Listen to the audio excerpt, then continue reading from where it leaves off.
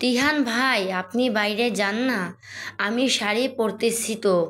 শাড়ির আঁচলটা কোনো রকম পেঁচিয়ে দু হাতে আঁকড়ে ধরে বলল তোহা। তবে তার কথায় তিহানের কোনোরূপ হেলদোল প্রকাশ পেল না। সে নির্বিকার ভঙ্গিতে দরজার ছিটকিনি উপরের দিকটায় তুলে দিল। তোহা ড্রেসিং টেবিলে গা ঘেঁষে মূর্তির ন্যায় দাঁড়িয়ে রয়েছে। হাতের এদিক ওদিক দিয়ে ছুটে যাচ্ছে অগোছালো শাড়ি। তিহান তার দিকে তাকালো পর্যন্ত না, তার দৃষ্টি সামনের দিকে। সে সোজা গিয়ে তোহার বিছানায় বসে জুতো খুলে পা তুলতে তুলতে বলল, তোহা, তুই পরো না শাড়ি, আমি বারণ করছি। তোহা চোখ জোড়া সংকুচিত করে তাকালো। অনুরোধের স্বরে মিনমিন কণ্ঠে বলল, তিহান ভাই প্লিজ, দেখুন সবার অনেক আগেই তৈরি হয়ে রয়েছে, শুধু আমি বাকি। তিহান তার কথা তোয়াক্কা করল না। আয়েশি ভঙ্গিতে বিছানায় গা এলিয়ে দিয়ে পরনের অফ হোয়াইট রঙের পাঞ্জাবির উপরে বোতামগুলো খুলতে খুলতে বিরক্তিকর কণ্ঠে বলল, দেখ তিহু, ডোন্ট ডিস্টার্ব মি, প্রচুর ঘুম পাচ্ছে আমার, অন্য কোনো রুম ফাঁকা নেই। বাড়ি ভর্তি মেলে লোক দিয়ে ভরা, কেমন গা গিজগিজ করছে। তার উপর তোর বাবা না জানি কোথাকার মানুষজনকে দাওয়াত দিয়েছে। মেয়েগুলোতে খুবই গায়ে পড়া স্বভাবের, সে ব্যাপারে বিস্তারিত বলতে চাচ্ছি না, তুই লজ্জা পাবি। মূল কথা হলো তোর রুমটায় খালি আছে, ঘুমাতে দে ব্যাস। তিহান এতগুলো কথায় তোহা বোকা বোকা চাহনি নিক্ষেপ করে দাঁড়িয়ে রইল। তিহান চোখ বন্ধ করে একটা হাত কপালে রেখে শান্তিমতো শুয়ে রয়েছে। কেউ যেন আশেপাশে নেই। তোহার উপস্থিত একেবারেই নগণ্য। তোহা চিহ্নিত ভঙ্গিতে ঠোঁট কামড়ে ধরল। ভাবল তার মানে উনি এখন এ ঘরে ঘুমাবেন। তবে আমি তৈরি হব কি করে? নিজের বোনের মেহেদির অনুষ্ঠানে কি আমার যাওয়াই হবে না? অন্তঃপর কিছুক্ষণ এদিক ওদিক তাকিয়ে মাথা খাটিয়ে বলল, অনুষ্ঠান শুরু হবে একটু পরে, আপনি এখন ঘুমাবেন। তিহান তাকালো না, আবেগের মতোই শুয়ে চোখ বন্ধ অবস্থাতে বলল, সারাদিন অনেক খেটেছি। তোর বাপ ভাইরা তো আমাকে বিনা বেতনে কর্মচারী রেখে দিয়েছে। ভদ্রতার খাতিরে কিছু বলতেও পারি না। আর এই মেয়ে লোকের এই মেহেদি অনুষ্ঠানে আমার থেকে কাজ নেই। তুই সেজেগুজে যা তো, কানের সামনে অহেতুক চ্যান চ্যান করিস না। তোহা কিছুটা সময় নিয়ে ভাবল এই চ্যান কথাটির মানে কি। উনার ভাণ্ডারে যত সব অদ্ভুত কথাবার্তার উৎপত্তি। বাইরে গানের শব্দ শোনা যাচ্ছে, তার মানে নাচ গান শুরু হয়ে গেছে। হঠাৎই কাঁদো কাঁদো হয়ে এলো তোহার চেহারা। তবে পানি বের হলো না, কারণ তার সচল মস্তিষ্ক জানে যে কাঁদলে শ্বাস নষ্ট হয়ে যাবে, কাজল লেপ্টে যাবে, অন্তঃপর ঠিক ভূতের মতো দেখাবে তাকে। তা তো হতে দেওয়া যাবে না। কিছু সময় পরে ধৈর্যহারা হয়ে এবার সে সরাসরি বলল, আমি আপনার সামনে শাড়ি পরতে পারবো না। তার কণ্ঠে স্পষ্ট তীব্র দীর্ণভাব। তিহান কোনো কথা বলল না, তবে পর মুহূর্তে বাম কাত হয়ে ফিরে শুল। নিজের তোহার কথাটা খুলে গায়ে টেনে নিয়ে তীক্ষ্ণ ভরাট কণ্ঠে সাবধানী বাণীতে সমেত বলল, ঘুরে শুয়েছি। আর একটা কথাও যদি বলিস, একেবারে সব খুলে চোখের সামনে বসিয়ে রাখবো, বলে দিলাম। তোহা আক্কেল উঠল। হৃৎপিণ্ডটা বার কয়েক লাফিয়ে শান্ত হয়ে গেল। ভাবল ওনার বিশ্বাস নেই, রাগের মাথায় দেখা যাবে সত্যি সত্যি যা বলছে তাই করবে। কি বিশ্র একটা কাণ্ডই না হবে। আরেকবার তিহানকে সচেতন দৃষ্টিতে দেখে নিল তোহা। গলা পর্যন্ত কাঁথা টেনে উল্টো দিকে ঘুরে কপালে হাত ঠেকিয়ে ঘুমাচ্ছে তিহান। সুতরাং তার দিকে তাকানোর কোনো উপায় নেই। সে নিশ্চিন্ত মনে ছোট্ট একটা শ্বাস ফেলে কোনো রকম গায়ে জড়ানো আঁচলটা সরিয়ে রাখল। মনোযোগ দিয়ে কুচি করছে, তখনই দরজায় খটখট শব্দ হলো। স্বর্ণালী আপুর কণ্ঠ শোনা যাচ্ছে। তোহা, আর কতক্ষণ লাগবে রে তোর? তোর বোনের মেহেন্দি আর তুই দরজা আটকে বসে আছিস? তোহা দুটো কুচিটা গুজে নিল, গলা বাড়িয়ে বলল, হয়ে গেছে আপু, আসছি। আয় জলদি, নিশাকে তো তুই মেহেন্দি পরিয়ে দিবি, ও অপেক্ষা করছে। হ্যাঁ আসছি, যাও তুমি। আর কোনো কথা শোনা গেল না স্বর্ণালীর, তবে তার খানামালির কণ্ঠ শোনা গেল। তিনি ব্যস্ত কণ্ঠে স্বর্ণালীকে বলছে, এই তিহানটা কই গেল রে স্বর্ণা? কই সাথে সাথে থাকবে, নিশ্চয় বাইরে বেরিয়েছে। আঁচলটা সুন্দর করে গায়ে জড়িয়ে কানে গলায় হাতে ফুলের গহনাগুলো পরে নিল তোহা। তার আর তার বড় বউ নিহার জন্য শুধু তাজা ফুলের গহনা আনানো হয়েছে। বাকিদের সবার আর্টিফিশিয়াল ফুল, মূলত শুধু নিশার জন্যই তাজা ফুলের গহনা অর্ডার করা হয়েছিল। সে যেহেতু বউ, তাই ওকে এটা মানাবে। কিন্তু বিকেলের দিকে যখন গহনা আনা হলো, তখন এক দেখাতে সেটা প্রচণ্ড ভালো লেগে গিয়েছিল তোহার। তখনই সে বলল যে তার তাজা ফুলের গহনাই লাগবে। নিশার মতো অত বেশি ভারী ফুলের নয়, নর্মাল হলেই চলবে, কিন্তু তবুও তার লাগবে। কিন্তু এত তাড়াতাড়ি কিভাবে তাকে গহনা এনে দিবে? কারণ তাজা ফুলের গহনা একদিন আগে অর্ডার দিতে হয়। শেষমেশ তার আবদারের কাছে হেরে গিয়ে সন্ধ্যার দিকে তিহান কোথাওকে যেন ম্যানেজ করে এনে দিয়েছে। সাথে একটা বেলি ফুলের গাছরাও এনেছে। সেটা তীব্র সুঘ্রাণে রুম ভরে গেছে, সুবাসিত হয়ে গেছে চারুপাশ। তোহা খোঁপায় বেলি ফুলের গাজরাটা পড়ছে, তখন তিহার সশব্দে উঠে বিছানা থেকে নেমে গেল। তোহার দিকে এগিয়ে আসতেই সে গাজরাটা ক্লিপ দিয়ে আটকানোর চেষ্টা করতে করতেই বলল, কি হয়েছে? আমি শব্দ করিনি তো, আপনি ঘুমান না? তিহান উত্তর দিল না। ড্রেসিং টেবিলের কি যেন একটা খুঁজল, কাঙ্ক্ষিত জিনিসটা খুঁজে পেতেই সেটা হাতে নিয়ে সামনে এক হাঁটু গেড়ে বসে পড়ল। তোহা ভুরু কুঁচকে তাকালো। তিহানের হাতে একটা সেফটিন। অদ্ভুত তো, সে কি করতে চাচ্ছে? বাকিটা ভাববার আগেই তিহান তার শাড়ির আঁচল টেনে নিল, কোমরের দিকে ঢেকে পিন লাগাতে লাগাতে ক্ষিপ্ত উত্তপ্ত কণ্ঠে বলল, বেয়াদব মেয়ে, দিন দিন চরম অসভ্য হচ্ছিস। এমন অভদ্রের মতো শাড়ি পরছিস কেন? তিহান ধমকে আর বিচ্ছিরি কথাবার্তায় মনটা বিষিয়ে এলো তোহার। কাঁদো কাঁদো ভাবে বিষণ্ণ কণ্ঠে সে বলল, ওটা আমি লাগিয়ে নিতাম তিহান ভাই। তিহান তার কথাটা গায়ে নিল না, মন দিয়ে নিজের কাজ করতে লাগলো। অদ্ভুত হলেও সত্যি, তার আঙ্গুলগুলো একবারের জন্য ভুল করে হলেও তোহার কোমর স্পর্শ করেনি। খুব সপ্তপর্ণে সাবধানতার সাথে পিনটা আটকে দিয়ে উঠে দাঁড়ালো সে। তখনও চুলের ক্লিপটা লাগাতে সফল হয়নি তোহা। তিহান তার পিছুয়ে দাঁড়িয়ে গম্ভীর কণ্ঠে বলল, হাত ছড়া। তিহানের রাশভারী কণ্ঠে এহেন আদেশে তোহার হাত দুটো অটোমেটিক সরে গেল। কোনো রকম হাত দুটো গুটিয়ে দৃষ্টি নিচের দিকে দিয়ে রয়েছে সে, কারণ তার দৃঢ় বিশ্বাস আয়নায় তাকালে একজোড়া পালকবিহীন চক্ষু যুগলে নিবন্ধন হয়ে যাবে তার দৃষ্টি। যে চোখ জোড়ায় একরাশ মুগ্ধতা এসে ভর করেছে, সেই চোখে তাকানোর সাহস নেই তোহার, একদমই সাহস নেই। তিহান তার খোঁপায় গাজরাটা সুন্দর করে পরিয়ে ক্লিপগুলো লাগিয়ে দিল। অন্তঃপর সরে গিয়ে ফের শুতে পড়তে উদ্যত হলে তোহা একটু সাহস করে বলল, আপনাকে খালামণি খুঁজছিল। ভেরি গুড, এখন যা, বের হর তো রুম থেকে। তোহা আর ঘাটল না, তার রুম থেকে তাকে বের হতে বলছে, তাও আবার কি তেজ।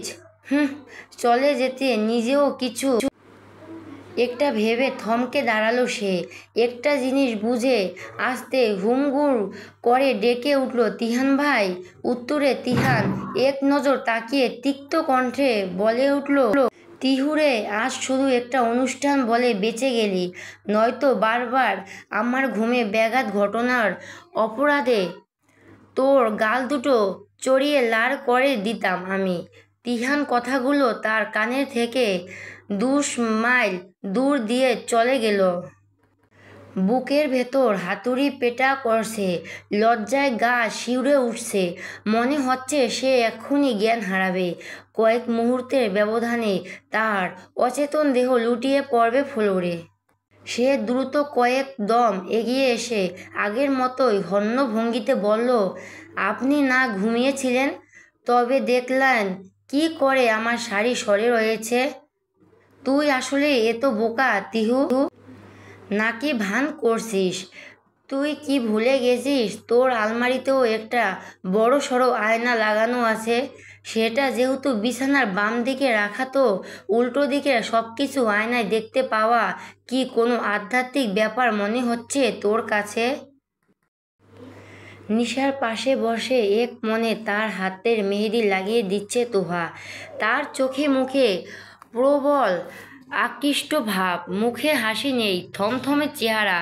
তার গুমোট চেহারার দিকে তাকিয়ে নিশা ফিসফিসিয়ে বলল, কি হয়েছে তোর? মুখের এমন অবস্থা বানিয়ে রেখেছিস কেন? তোহা শীতল কণ্ঠে উত্তর দিল, কিছু হয়নি। নিশা ভুরু কুঁচকে তাকায়। তার মেহেন্দির অনুষ্ঠান নিয়ে তোহারই সবচেয়ে বেশি এক্সাইটমেন্ট। কে কোন রঙের শাড়ি পাঞ্জাবি পরবে সব সেই ঠিক করেছে। তবে এখন এত চুপচাপ কেন? তার এত হুল্লোড় কথার ছিল। নিশা আবারও বলল, কিছু হয়েছে তোর? শরীর খারাপ লাগছে? তোহা এবার শক্ত কণ্ঠে বলল, বললাম তো আপু, কিছু হয়নি, আমি ঠিকই আছি। নিশা আর কিছু বলল না, চুপ করে গেল। মেয়েটার হঠাৎ কি হলো কে জানে। মিনিট দশেক আগে এক প্রকার দৌড়ে বেরিয়ে এসেছে তোহা। তিহানের মুখ থেকে সে কথাগুলো শোনার পর আর এক মুহূর্ত সেখানে দাঁড়ায়নি। তিহান তাকে কিছু একটা বলতে যাচ্ছিল, কিন্তু তার আগে সে চলে এসেছে। তবে এখন মনে হচ্ছে তার তিহানের কথাটা শোনা উচিত ছিল, কারণ সে এতটুকু জানে যে তিহান অন্তত এমন মানুষ নয় যে কিনা লুকিয়ে লুকিয়ে তার শাড়ি পরা দেখবে বা তার দিকে বাজে দৃষ্টিতে তাকাবে। তেমনটা তিহানও নয়। সে জানে তখন হঠাৎ করে তিহানের অমন কথা আর বলার ভঙ্গি দেখে সেই সময়টায় তার ছোট্ট মস্তিষ্কে আর কিছু আসেনি। তিহানের কথাটা তার সত্যি মনে হয়েছিল, কিন্তু এখন মনে হচ্ছে তিহান মজা করছিল। জোরে সাউন্ডে গান বাজানো হচ্ছে। সামনে নিশা আপুর কয়েকজন মেয়ে বান্ধবীর উড়াধরা নাচ করছে। এক একজনের শাড়ি টাড়ি যাচ্ছে, তাই অবস্থা। বাড়ির বড়রা এদিকটায় নেই, এখানে সব কাজিনরা। বউটা থাকলেও হয়তো এভাবে নাচার কোনো সাহস পেত না তারা। খুব সম্ভবত তিহান এখন এদের কথাই বলছিল। মেয়েগুলো আসলে খুব উগ্র টাইপের।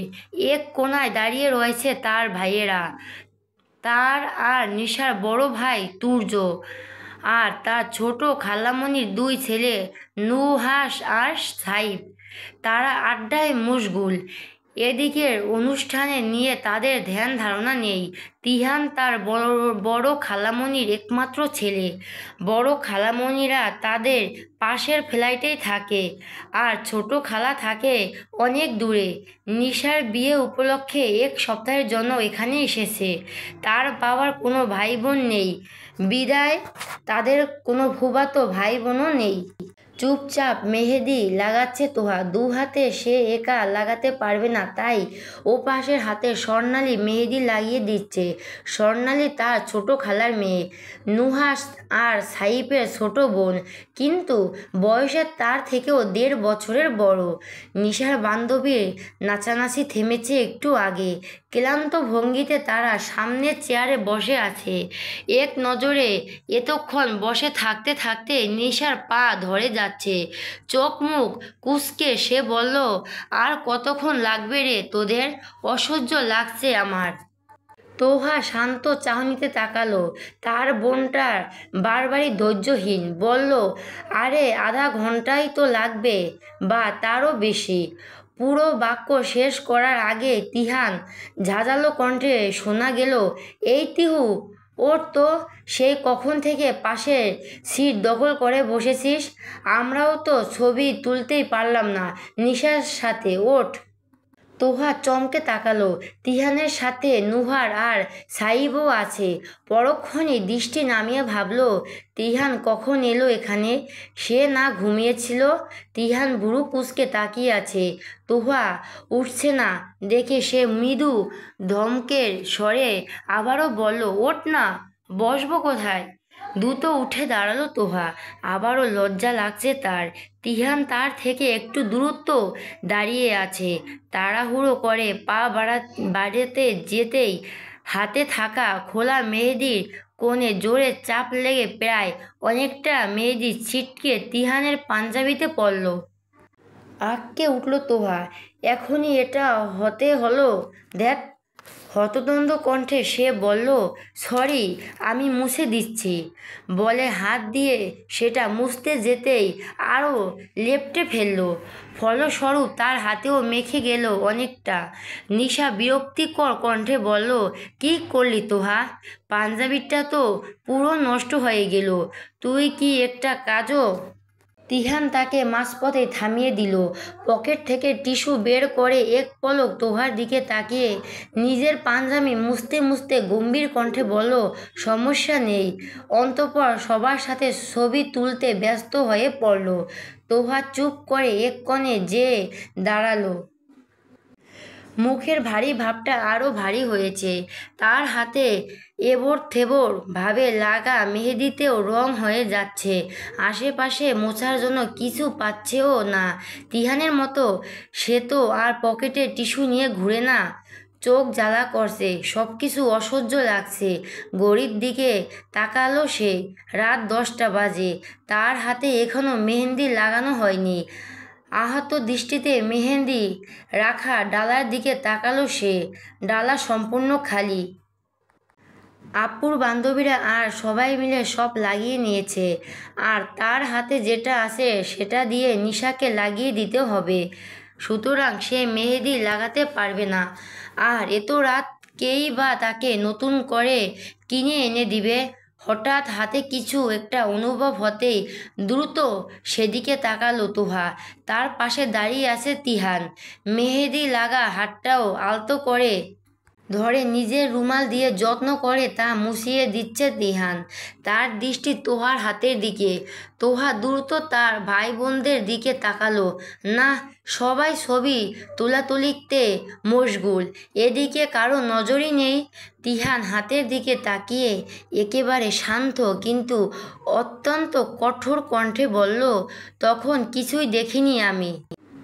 আয়নার কথাটা মজা করে বলেছিলাম। আর তুই গাধি, কিচ্ছু না বুঝেই দৌড়ে দিলি। নিজের রুমে যেয়ে দেখিস তোর ড্রেসিং টেবিলের বাকিয়ে আছে। বিছানা থেকে শোয়া অবস্থায় আলমারির আয়না তোর ড্রেসিং টেবিল না, বরং ওয়াশরুম আর বারান্দার দরজা দেখা যায়। পুরা কথা শুনে তারপর রিয়্যাক্ট করতে হয়। স্বর্ণা, তোকে ডাকার আরও অনেকক্ষণ পরে উঠেছি আমি। যখন বুঝেছি তুই সম্পূর্ণ রেডি তখন শাড়ি সরে রয়েছিল, তাই রাগের মাথায় বকে ফেলছি। আর সেই জন্যই আমি একদমই সরি না। কারণ আমি সেটা ঠিক না করলেও তুই ওটা ঠিক করার কথা মাথায়ও আনতি না, তা আমার জানা আছে। আর তখনই সত্যই মেহমান দিয়ে রুম ভর্তি ছিল। আমাদের ফ্ল্যাটের চাবি ছিল বাবার কাছে, আর বাবা বাইরে বেরিয়েছিল। নিশা রুমে খালা খালুরা ছিল। তাদেরকে তো আমি মুখের উপর বের হতে বলতে পারি না। ওপর মাথাটাও খুব ধরেছিল, তাই বাধ্য হয়ে তোর রুমে ঘুমাতে গিয়েছিলাম, নয়তো কখনোই যেতাম না। বলে তোহার হাতটা ছেড়ে দিল তিহান। রুমালটা পকেটে ঢুকিয়ে হাতের উল্টো পিঠ দিয়ে নিজের কপালের ঘাম মুছল। তার চোখ স্পষ্ট অভিমান। তোহা হতবিহ্বল দৃষ্টিতে চেয়ে রয়েছে। আসলেই সে এত বোকা কেন? তিহানকে সে কিভাবে অবিশ্বাস করতে পারল? এখন তো নিজের উপরই বিরক্তি লাগছে। অসহ্যকর। রাত 12টা। মুখের মেকআপ তুলে ক্লান্তি ভঙ্গিতে ওয়াশরুম থেকে বেরিয়ে এলো তোহা। মেহমানরা সব চলে গিয়েছে, তার রুমে কেউ নেই। সে কখনো রুম শেয়ার করতে পারে না। নিশা আপু, স্বর্ণালী আপু এক রুমে ঘুমিয়েছে। তিহান ভাইদের ফ্ল্যাটে তিহান ভাইয়ের সাথে নুহাস আর সাইব ভাইয়া ঘুমিয়েছে। আর ছোট খালু তার বাবা তুর্য ভাইয়ের রুমে। তুর্য ভাইয়া ড্রয়িং রুমের সোফায় ঘুমিয়ে আছে। আর মা ছোট খালা এক রুমে, শুধু তার রুমটাই খালি। পরনের শাড়ি পাল্টে তোহার পরনে একটা সাদামাটা থ্রি পিস, চুলগুলো হাত খোপা করা, চোখে মুখে বিষণ্ণতার ছাপ। বাড়ির সবাই হাতে মেহেন্দি থাকলেও তার হাতে নেই। তার হাতটা মলিন সাদা, কারণ মেহেন্দি শেষ। এত রাতে দোকান বন্ধ, কই পাবে সে মেহেন্দি? তাই কাউকে আনতেও বলেনি। টলমলে পায়ের পড়া টেবিলের ড্রয়ারটা খুলল তোহা। সেখানে নিজের ফোন বন্ধ করে রেখে গিয়েছিল সে। তার ধারণা অনুষ্ঠানে ফোন নিয়ে গেলেই ফোনটা কোনোভাবে হারিয়ে ফেলবে সে। এর আগেও দুবার ফোন হারিয়েছে। এরপর থেকে আর কোনো অনুষ্ঠানে ফোন নিয়ে যায় না সে। ড্রয়ারটা খুলতে চোখ জোড়া বিস্ময়ে খুশিতে জ্বলজ্বল করে উঠছে তোহা। মুখের বিষণ্ণতার ছাপটা চওড়া প্রশস্ত হাসির আড়ালে মিলিয়ে গেল। ড্রয়ারের সামনে একটা নতুন মেহেন্দি প্যাকেট রাখা। সে দ্রুত সেটা হাতে নিল। অতঃপর ফোনটা অন করতেই মেসেজের টুংটাং শব্দে ঠোঁটের হাসিটা আরও একটু ঝলমলিয়ে উঠল। তিহানের নাম্বার থেকে মেসেজে এসেছে। সেখানে বাংলা ফন্টে লেখা ছোট্ট একটা মেসেজ, কাল সকালে মেহেদি রাঙা হাত ছাড়া চোখের সামনে আসবি না।